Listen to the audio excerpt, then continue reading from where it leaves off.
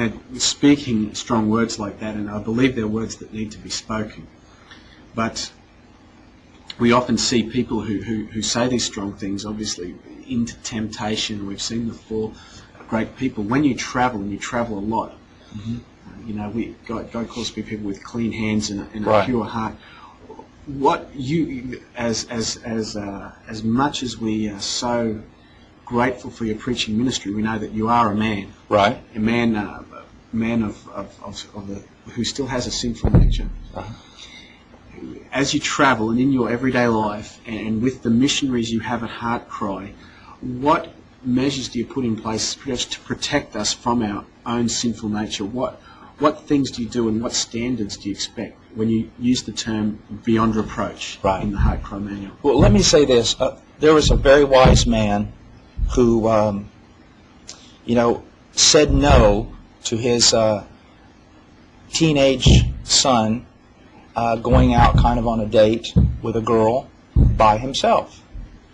And someone said to him, he's a pastor, someone said to him, "What's wrong with you? Don't you trust your son?"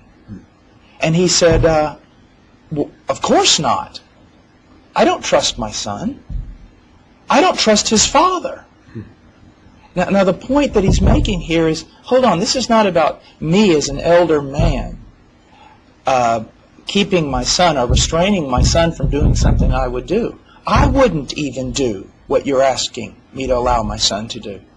As you notice, when I was in Holland last year, I was traveling with a companion. Yes. With a young man from our ministry.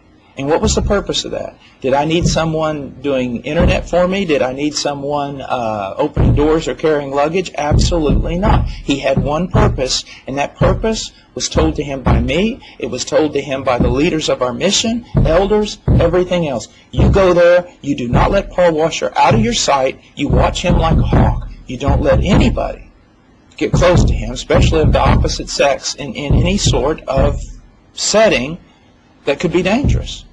You see, here's the thing. When it comes to immorality, especially sexual immorality, this is what you need to understand. The Bible tells us in Ephesians 6 that we are in a spiritual battle, and literally we are to fight in hand-to-hand combat with the devil. Wrestle, face-to-face, hand-to-hand combat with the devil. But when Paul talks to Timothy about youthful lust or sexual immorality, he says run. He doesn't say fight it. He doesn't say, fight against it, wrestle it. He says run. And what he's saying basically this: I don't care who you are, and I don't care who you think you are, or how spiritual you believe yourself to be. If you are with someone of the opposite sex that you are attracted to, if you are with them long enough in a setting alone, you are going to commit sexual immorality. It's not a question of if. It's only a question of when. It is. It is a question of when. And so what we have to do Of course, there would also be a lot of people who would love to pin that charge against you because they're so annoyed by your preaching. They'd love to pin something like that on you. Exactly, and we're aware of that. Look, look what we do to look what we do to our children. We wonder why do even Christian children from Christian households, even children that seem to walk with the Lord, and what I'm talking about is teenagers, why they fall into sexual immorality. Well, look what we're doing to them. We're feeding them to the devil. First of all, we allow things to enter into our homes via media that just 30 years ago, at least in my country, would have been against the law.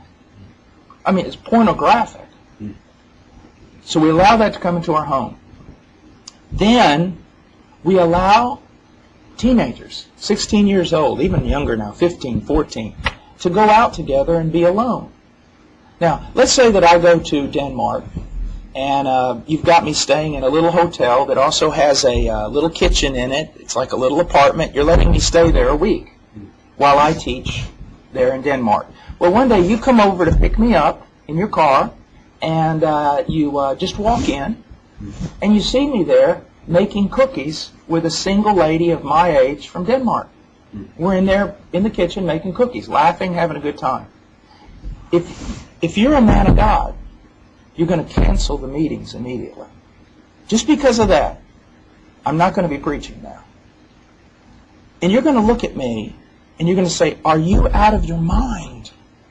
You are in this apartment alone with a woman that's not your wife, in a foreign country far away from your wife.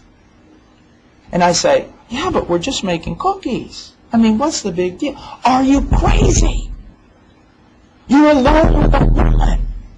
Now, I'm 47 years old. I have a lot more to lose than a teenager. If I fall into immorality, I could lose my wife, my children, definitely my ministry, and all the missionaries that we support are probably going to lose their support. I've got a lot more to lose than a 16-year-old. So if it's insane for me to put myself in a situation like that, how insane is it for us to put young people together in a situation like that? Whether it be alone in a car or wherever, sooner or later they're going to fall. I had a young seminary student come to me years ago, godly seminary. He wasn't, he was the real deal. And he came to me and he was weeping. And I said, he was a real man's man. So I was like really disturbed. What's going on? He said, Brother Paul, he goes, I just can't take it anymore. I said, what? He said, me and my girlfriend, who was also just honest, wanted to serve the Lord with all her heart.